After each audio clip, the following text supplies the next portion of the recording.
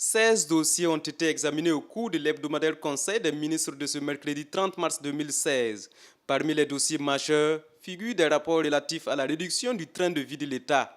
En termes de réduction budgétaire liée au carburant, cette mesure permettra au budget de l'État gestion 2016 de faire une économie de 2 milliards de francs CFA. Je vais juste préciser qu'un certain nombre de mesures ont été prises, notamment pour ce qui est de la réduction du train de vie de l'État, et que les différents ministères en charge apporteront des éléments. Il s'agit notamment de façon très précise de la limitation des télécommunications pour aussi bien le président du FASO que pour les ministres, dans des montants qui vous seront communiqués par la suite. Il s'agit également de la réduction du carburant. Sur le budget 2016, c'est une réduction d'à peu près 2 milliards de francs. Il s'agit également d'un certain nombre de dispositions à prendre, notamment la relecture du décret en ce qui concerne les logements administratifs avec la prise en charge de l'électricité, du téléphone, etc. Le Conseil a également décidé au titre du ministère de l'Énergie, des Mines et des Carrières d'assainir le cadastre minier du Burkina Faso entaché par l'utilisation illégale de permis d'exploitation dans certaines mines.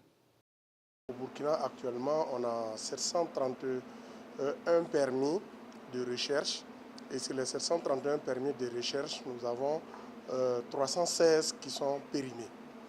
Et également pour les permis d'exploitation artisanale, nous avons environ 51 permis sur les 368 uniquement qui sont valides. Ce qui veut dire qu'on a près de 300 et quelques permis qui sont invalides.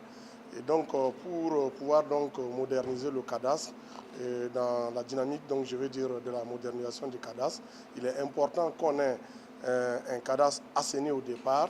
Il est important qu'on ait des permis valides qu'on va pouvoir implémenter donc, sur la carte géologique donc, du Burkina, de sorte à ce qu'à la fin, comme je l'ai souvent relevé, que les investisseurs étrangers qui ne sont pas sur place au Burkina puissent être en mesure de pouvoir donc, savoir, par exemple, sur tel site, à partir donc, des coordonnées géographiques, qu'on peut déposer une demande de permis d'exploration ou qu'on peut déposer une demande de permis d'exploitation. Bonne nouvelle pour les jeunes et les femmes.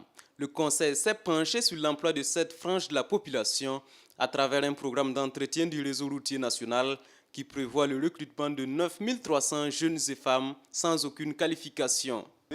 Leur contribution dans l'entretien du réseau routier va consister notamment au bouchage des nids de poules, à l'entretien des accotements des routes bitumées, parce que vous savez que dans l'ensemble du réseau routier, il y a des défectuosités assez importantes.